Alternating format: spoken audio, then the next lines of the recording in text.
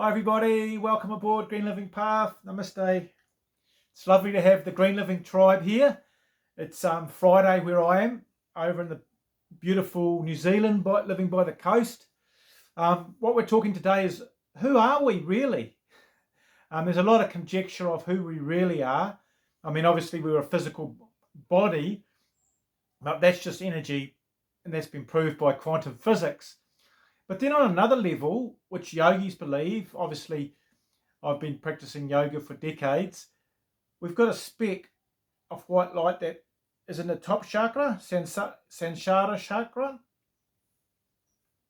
And that speck of white light is our soul. And it's research from books and stuff like that. It's 1,000th of a pinhead in size, but it's got more power than this whole physical body easily. And it's an infinite speck of light, and it goes from reincarnation to reincarnation to reincarnation. So you're infinite, which is great. You're blessed.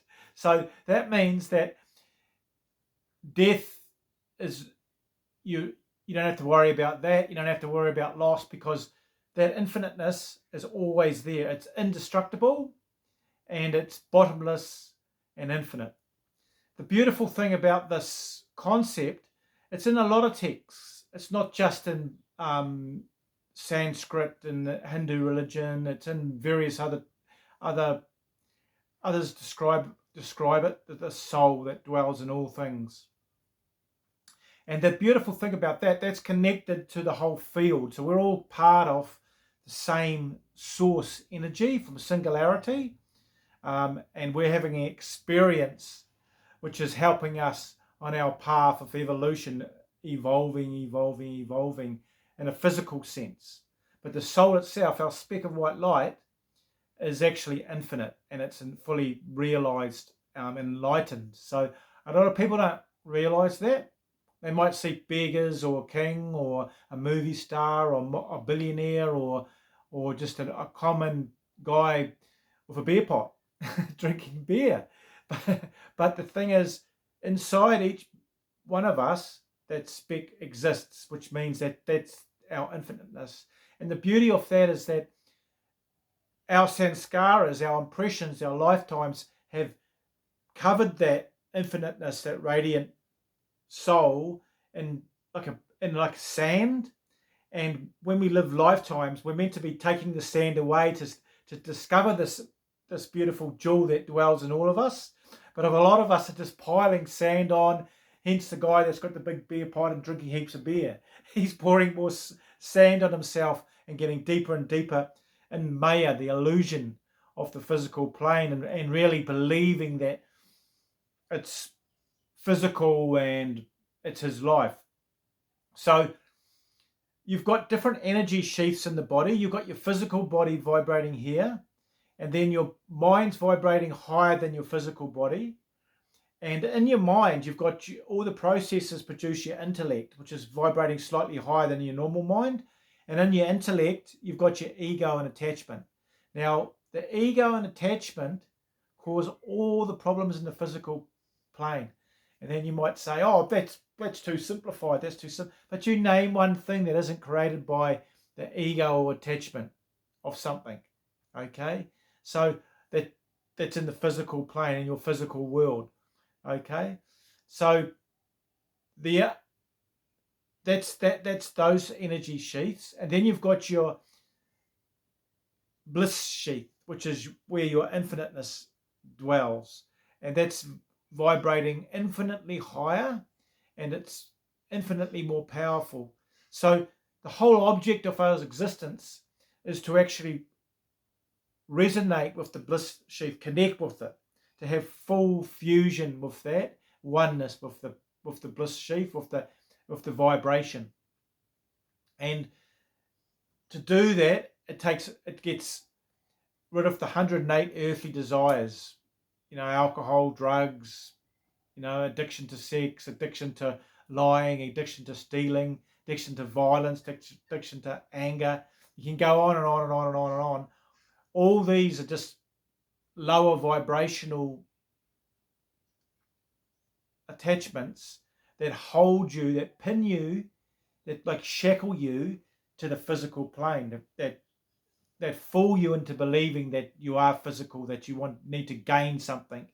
But when you actually realize that you're truly divine, and that speck of white light is you, your essence, then you realize that you have everything you desire. And that's really interesting to do with manifesting, because people are always wanting this and wanting that and wanting this. But if you actually know that you are divine and that you have everything, it's an interesting concept. It's kind of hard to fathom for a lot of people, but if you just keep on the path, keep doing your yoga, meditation, affirmations, eating properly, sending out good vibes, loving vibes, joyous vibes. It may take a month, 6 months, a year, 10 years, decades, lifetimes, but you will get there. But a lot of people throw in the towel and then they go back to their comfort zone. So what you're doing is you actually need to reprogram your whole essence, and realize that when you've got a blueprint, an image of who you potentially can be, your highest potential, and then hold that thought in your mind, that picture, and constantly then you slowly transform to that picture. But you've got to be putting in the work, guys. A lot of people think they can just go and hang out with a saint or an enlightened being, and then all of a sudden you're going to be enlightened. Yes, there is Shakti part, which is love being imparted from an enlightened being to you, just the sheer love they can impart, and that actually energizes your whole being and lifts your vibration. And yes, that has happened to me from a yogi. I had amazing experiences in the room with her, and then waves of purple magenta discs started coming through me. Tears were pouring down my face, and I had board shorts on and a singlet, and I was surfer. I didn't expect that.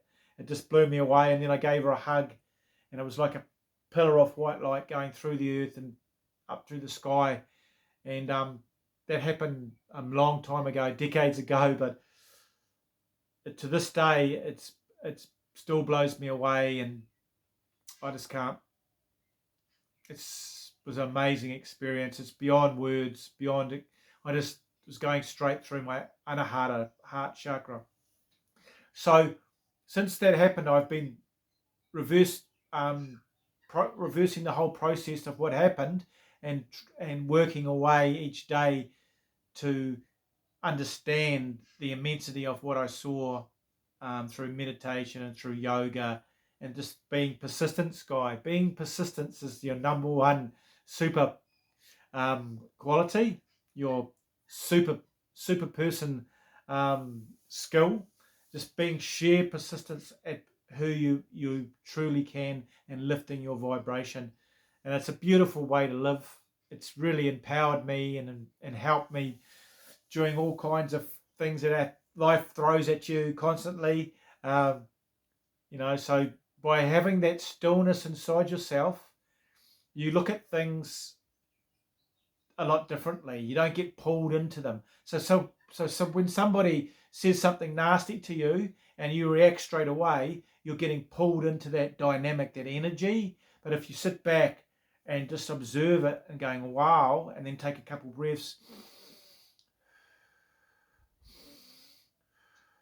and then just basically see the person as they're a little bit confused, or they're trying to, shed that confusion towards you, then just impart a bit of wisdom and a bit of love to them, and you both help, and you're helping them and you're helping yourself grow spiritually, because that's the cornerstone of a relationship, is to help each other through life to grow spiritually, just to keep enlarging your perception and awareness of this whole crazy universe we live in, which is quite amazing. And also just to feel blessed quite a few times a day, just feel blessed that you're actually here, that you're actually in this body, that all these things are happening to you, that you are constantly learning, good or bad.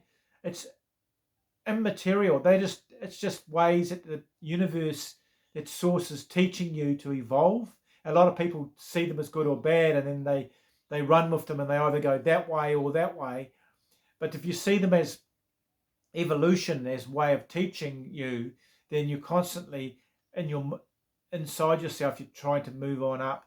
You'll be a lot happier in life. So it was great to have all of you guys here. Boop, subscribe, leave a comment, guys. It's lovely to see the Green Living Path. Just remember, you guys are the chosen ones. You're helping the whole energy field on this planet evolve and expand by giving and growing each day, because you haven't come here just by chance. You've come here because you're meant to be here, guys. So this is Al Yogi. Namaste, guys. Lovely to see you. Have a lovely day. Bye for now.